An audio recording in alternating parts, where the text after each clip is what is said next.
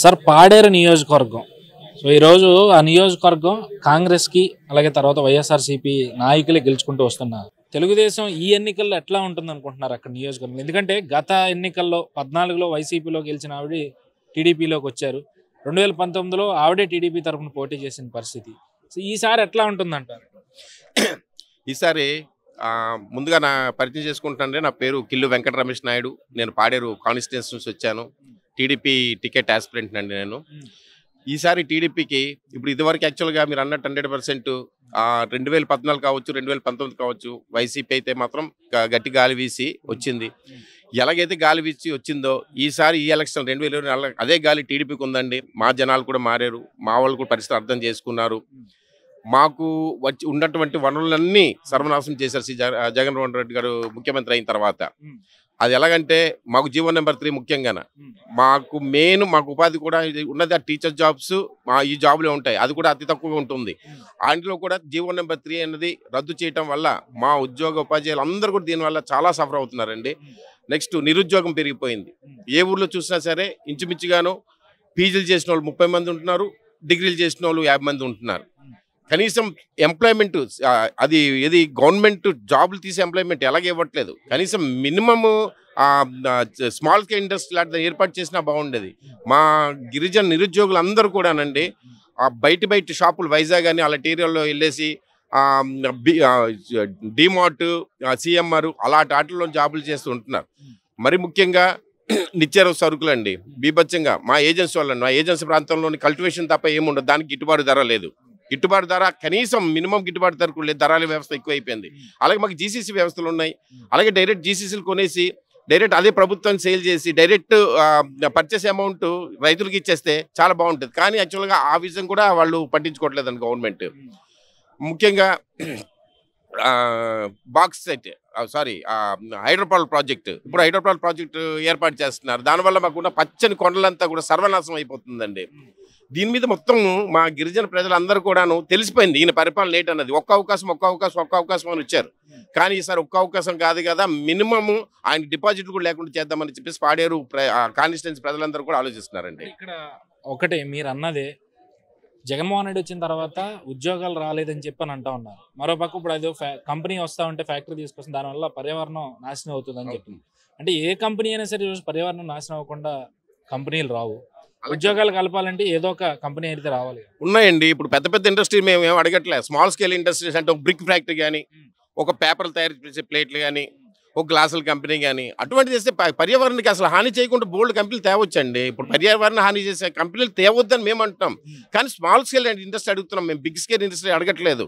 అది చేయమనండి. కొండలతో కాకుండా మామూలు ప్లేన్ ప్లేస్లు ఉన్నాయి, గవర్నమెంట్ ప్లేస్లు ఉన్నాయి. అలాంటి వాటిలో లార్జ్ స్కేల్ ఇండస్ట్రీ పెట్టుకున్నా మాకు ప్రాబ్లం లేదు. మాకు డెవలప్ అయి ఉంటుంది. పాడేరు హెడ్ క్వార్టర్ అయింది కాబట్టి స్మాల్ స్కేల్ ఇండస్ట్రీ మండలానికి ఒక మండల హెడ్ క్వార్టర్ పెడితే దాని నుంచి కనీసం మినిమం ఒక 4000 మంది ఉపాధి పొందుతారండి. ఆ విధంగా గత ప్రభుత్వంలో ఏం జరిగిందంటారా మీ ప్రాంతంలో అభివృద్ధి అనేది? మా ప్రాంతంలో మినిమం ఈ టీడీపీ గవర్నమెంట్ ఉన్నప్పుడు జరిగిన అభివృద్ధి తప్ప మా ప్రాంతంలో ఇప్పటికొచ్చి రోడ్డు వేయటం లేదు, కానీ వాటర్ లేదండి, రోడ్ లేదండి, వైద్య పరిస్థితి అలాగే ఉంది. మినిమం ఇప్పటికీ డోలు మూతలు ఉంది మా ఏరియాలో. ఇప్పటికి రోడ్డు ప్రాపర్గా లేక డోలు మూతలు మోస్తుంటే బాలింతరాళ్ళు ముసలు అందరూ రోడ్ మార్గం వెళ్తుంటే ఆన్ ద వే చనిపోయే రోజులు కూడా చాలా కేసులు ఉన్నాయి. అటువంటివి మాకు ముఖ్యంగా ఇప్పుడు 21వ శతాబ్దం వచ్చిన తర్వాత కూడా డోలు మూతలు అనేసరికల్లా అది చాలా అన్యాయం అండి. మా ప్రాంతం చాలా అన్యాయం చేస్తుంది గవర్నమెంట్. అంటే జగన్మోహన్ రెడ్డి మాట్లాడితే నా ఎస్సీలు నా ఎస్టీలు అనే జగన్మోహన్ రెడ్డి ఎస్టీ ప్రజలు ఎక్కువగా ఉన్న ఓటింగ్ కానీ లేదంటే ప్రజలు సామాజిక వర్గం ఎక్కువ ఉన్న చోట అభివృద్ధి కేంద్రీకరించాల్సింది పోయి దాన్ని పక్కన పెట్టేసి మాటల వరకే నా ఎస్సీ నా ఎస్టీ అంటా ఉన్న ఆ అంశాన్ని ఎట్లా చూస్తారు? ముఖ్యంగా ఏంటంటే ఇప్పుడు జగన్మోహన్ రెడ్డి చూసి మాత్రం మా ఏజెన్సీ ప్రజలైతే ఓటు వేయలేదండి. వాళ్ళ తండ్రి గారు వైఎస్ రాజశేఖర రెడ్డిని చూసి వేశారు ఫస్ట్.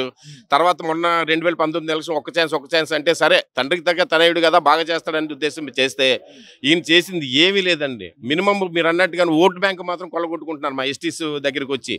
వాళ్ళు బాగోగులు చూడటం కానీ వాళ్ళకి కనీసం మినిమము ఒక్క అభివృద్ధి పని ఒక్కటి చేసామని చెప్పేసి మా ఏజెన్సీలో చెప్పి చూపించమనండి. మేము ఛాలెంజ్ కూర్చుంటాం అవతల వైసీపీ వాళ్ళతోని.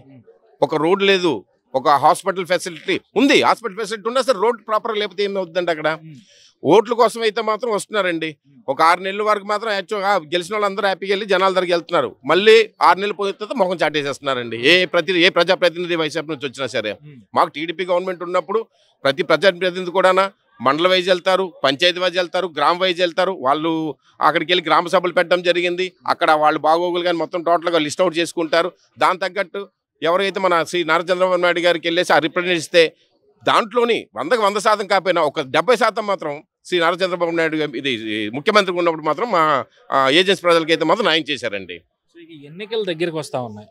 వైనాట్ 175 నినాదం వైసీపీది, వైనాట్ పులివెందులని నినాదం తెలుగుదేశం జనసేన పార్టీ ఉమ్మడి కార్యాచరణలో నడుస్తూ ఉన్న పరిస్థితి ఏంటి? అసలు అక్కడ మీ నియోజకవర్గంలో జనసేన ప్రభావం కావచ్చు, లేదంటే వైసీపీ నుంచి టీడీపీలోకి వస్తున్న వలసల ప్రభావం కావచ్చు, ఎంతవరకు ఉంటుంది?